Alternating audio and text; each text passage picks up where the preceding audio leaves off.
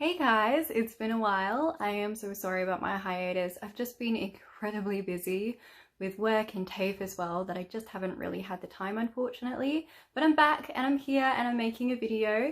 I'm going to be doing just a overdue reading wrap up for you. I've got my notes right there on my laptop. I don't have my books with me, I'm sorry, but look at this. I now kind of have a bit of a display. It needs a bit of a tidy up, especially because these books have been knocked over. But hey, how about that? That's progress, right? Anyhow, let's get started. The first book I'm going to talk about is The Notebook by Nicholas Sparks. It is about two people who spent a beautiful summer together while they were teenagers but were separated due to them being of different class. But the girl comes down to go spend the summer with him and reunite with him. It is such a beautiful book. I gave it 5 stars. If you want to see more of my thoughts on it, because this will be just that little bit brief, because I already did a book talk on this one, I'll link that down below. I'll also link the books below, so that's always there if you want to check them out, because I will butcher a lot of these last names. But it was just a beautifully well-written story with so much poetic quotes and all this loveliness, and it was just such a sweet and wholesome story, which was really good to read, especially because I started reading this right around when things started to get a little bit crazy. It was just filled with beautiful, vibrant characters that had so much chemistry that I absolutely adored, and you can really tell that Nicholas Sparks put his heart and soul in this book, and I can just really appreciate that and respect that 100%. I think this might have actually been his first book he ever wrote. There were a few little errors and such, mainly with just it changing with perspectives when it really shouldn't have changed, and a few of just some run-on sentences. Not really all that much. I do have more on this in my book talk if you want to watch that. If not, totally cool. But the book was absolutely beautiful, and if you love romance stories, you will absolutely adore this book. If not, perfectly cool. I'm not too sure how good it is to the movie or how faithful the adaptation is, so you might actually still be surprised when you read the book, because I've never watched the movie. But it is such a beautiful book, and I highly recommend it to you if you are a big fan of romance. Next up is A Silent Voice by Yoshitoki Oima. I am so sorry for the butchering of that name. I just don't know how to pronounce it. If anyone can actually give me a pronunciation in the comment section, that would be very much appreciated. I read volume 1 and 2. I gave them both 5 stars. It's about this boy, Shoya, who bullied this girl who was deaf. And now he knows that he has done something really wrong, and so he goes out of his way to make it right with her. And so she decides, well, let's be friends and let's work this out. It's just such a beautiful series, and it's so lovely and wholesome, and it has these messages in it of don't discriminate people because they're just different. And it also has that representation of, because the main leading female character is deaf, and she's still able to be such a beautiful, lovely person with such a wholesome heart, and she just is so open and loving, and it's just a beautiful story. I highly recommend it. I don't really know how much to go into it without spoiling it. I just need to learn how to talk about manga. Next up is Teen Titans Volume Raven. It is a manga slash sort of graphic novel. It was by 2 people, Garcia and Grabriel Picolo. Sorry again for butchering those names. If there are certain ways to pronounce either one, please let me know. I thought this book was very interesting. So, in this case, Raven is in a car accident with her adoptive mother, and unfortunately her mother passes away and Raven wakes up with memory loss. So she's trying to figure out who she is and what is it going on. She's finding that she can feel other people's emotions and can sometimes even see things that aren't there. And her family are keeping secrets from her. So what is actually going on? Well, you already know if you've seen Teen Titans and you've read the previous comics. But in this book, it is so well done. The art is absolutely beautiful. The mixture of colors and the palette that they've chosen just really works with the confusion and sadness that Raven is feeling, and the fact that she really just does feel lost. All the blues and purples and blacks and greys all really come together to help show her emotion. It also really helps to show who she is because she wears a lot of purple. It's kind of Raven's color. And the story progression was really well thought out. I loved it so much. It was just such an interesting read. All I could think the entire time reading it was, I can't wait to find out what happened next, and I couldn't decide whether or not I wanted to savor it or just read it all in one spot. Next is Miss Perigrin's Home for Peculiar Children by Ransom. I gave this book a 4.5. I just realized that I did not explain the plot of Miss Perigrin's Home for Peculiar Children, so I'll quickly do that for you. Jacob is a 16-year-old boy, and he's just fully aware that he will have a mundane life. He is totally okay with it until suddenly weird things start happening. He gets a call from his granddad saying that the monsters are coming after him and he needs his guns. So he goes over to make sure his grandpa is okay, only to find that his grandpa has been attacked by what everyone believes are wild dogs. But he sees a monster, and so he has to go to therapy and get help until one day he learns that maybe it could be true. So he goes to the island where his grandpa grew up, and where he goes through like this rock, and he meets all of the children who his grandpa told him about, all of these peculiar children who have these peculiarities. It's basically like the X-Men. They all have these amazing abilities, and they live in the school, and they're actually stuck in time, and they just repeat the same day over and over and over again. But it is such a beautiful read, and honestly I highly recommend it. It's just that perfect mix of whimsical and funny and amazing, but also dark and a little scary. It is such amazing transitions between the two. It made me laugh and cry and honestly scream at the book in absolute horror and anger at times. It was amazing. Not many books do that with me, so I really think that is absolutely awesome.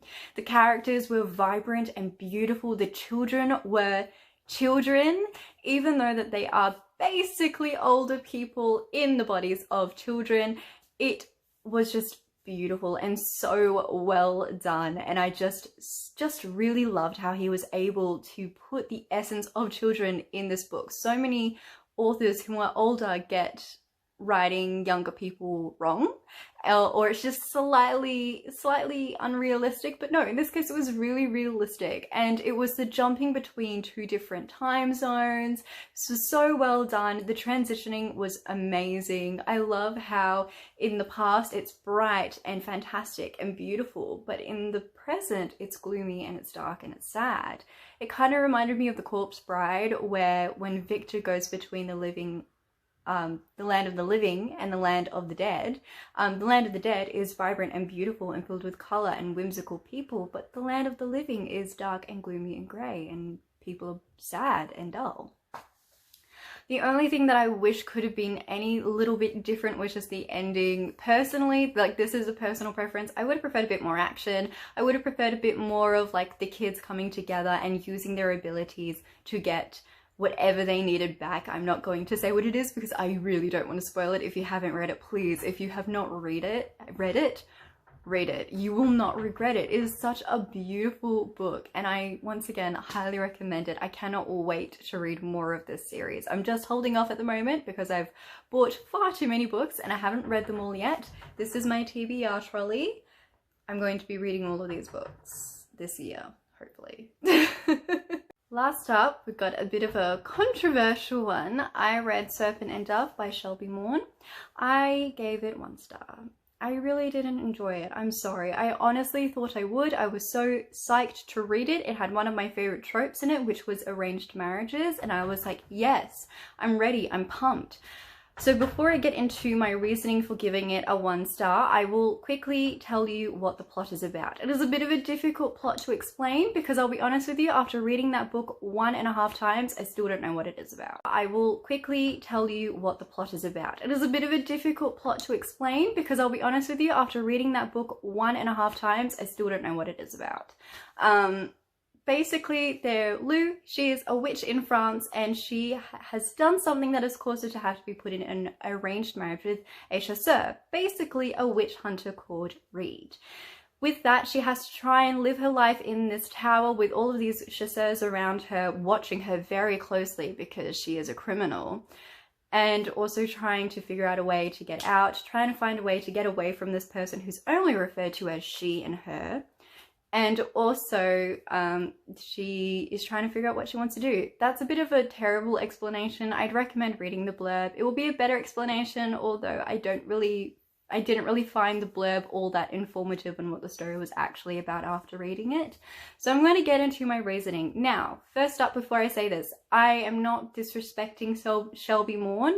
She is new to writing, and I highly respect her for being able to write a book in the first place. That is absolutely amazing, and I really, really respect that. However, just because I did not enjoy a book does not mean that I don't get to explain my reasonings for not enjoying the book. So if you are very protective of this book and you don't want to hear any negative points of view, please just go. That's perfectly okay. If you want to stay here and defend the book and just chat with me about why you liked it, perfectly okay as well. You're welcome to do that. But anyhow, I will not have any fighting in the comments. Discuss characters. That's mainly the reason why I did not like the book, because the rest of the book I honestly don't remember.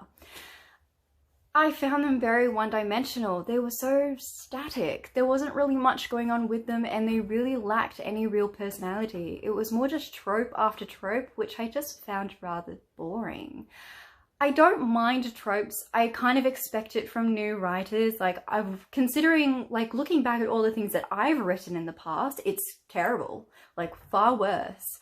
But again, this is published work, so it doesn't need to be this heavily filled with tropes. You still have to create characters, make them dynamic characters with life.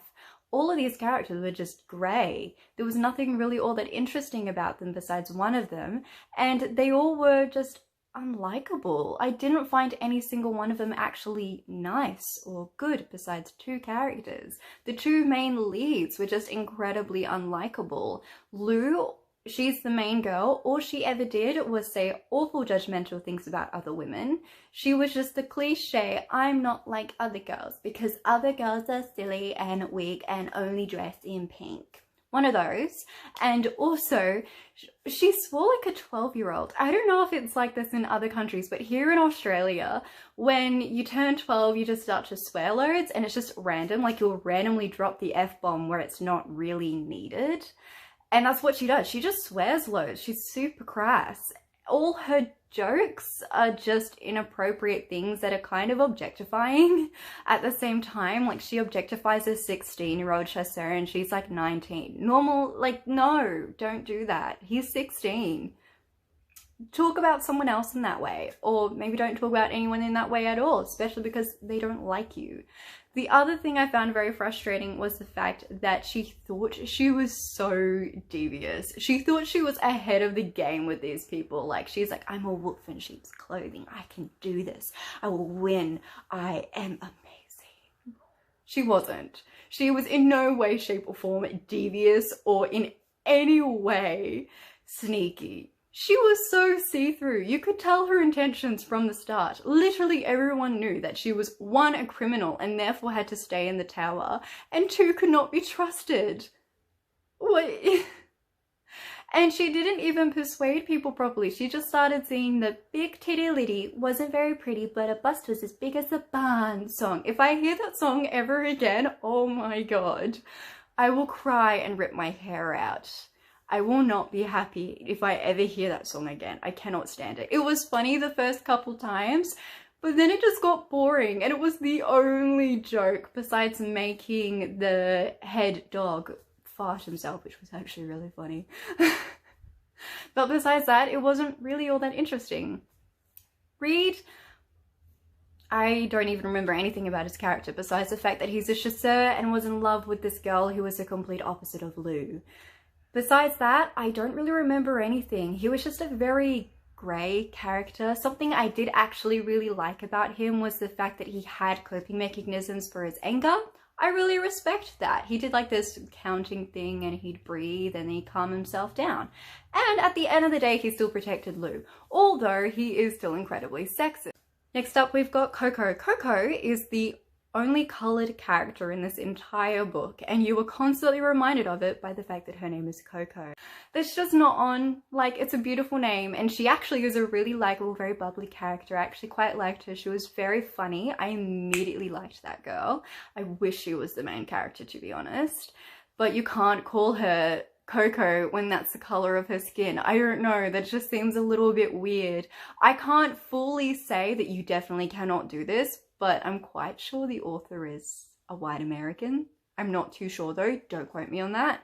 But like, oh, I don't know, that just seemed a little weird. Other than that, the only things I have to say is there was a lot of repetition in the writing. Lou constantly forced herself to do things. She forced herself to sit down. She forced herself to stay in the tub. She forced herself to read books. She forced herself to go to church. A lot of forcing. And she cackled loads. She cackled when someone said that she needed to get married. She cackled whenever anyone said that she was a lady. She cackled when people talked brutally about witches, etc., etc. Also, I just found her to be just quite rude. Like, one of the things was she was so over the top. Like, when it came to the time for them to consummate the marriage, rather than just like, you know, pricking a finger and smearing some blood on the blankets, she straight up slit her arm and just bled all over it. You don't bleed that much. If you're bleeding that much, honey, you need to go to hospital because something's not right. Just like, that was really weird, and that just made me think the character was insane. I genuinely thought Lou was insane for like several chapters, and I kind of think that's a bit funny, but I don't think that was Shelby's intention. I am sorry about that. Besides that, oh, one last thing, the random French phrases. Now, because this book is set in France, I believe they would be speaking French, and it's basically just translated into English. It's not actually translated because this is not an Australian, an American book, but I mean it as in the sense of like, yes, they're speaking in another language, but because it's us reading it, it's in English. Does that make sense? So the random French phrases when she was expressing some kind of anger or glee just didn't really make much sense. It needed to be just in English because, like, if not, mostly in French. I'm just gonna say it anyway. The random French phrasing just didn't make much sense because you either need to have it mostly in French and a little bit in English, or the other way around, because they are speaking French to each other. We're just reading it in English. That's the way to explain it. There we go. Sorry. And so, like, it just didn't really suit it, if that makes sense. It was great to see some French in there, but the thing was, it was rare and sporadic, and it also wasn't necessary because, again, they're already speaking French to each other. We're just reading it in English. That is all of the books for my wrap up. I hope you enjoyed the video. If you enjoyed or didn't enjoy any of these books, let me know. Let me know what you thought of them. Let me know what you're currently reading and how you're doing with your reading challenges. Also, I hope you're okay. Wear your mask, socially distance, and wash your hands for 20 seconds. Drink water and bye!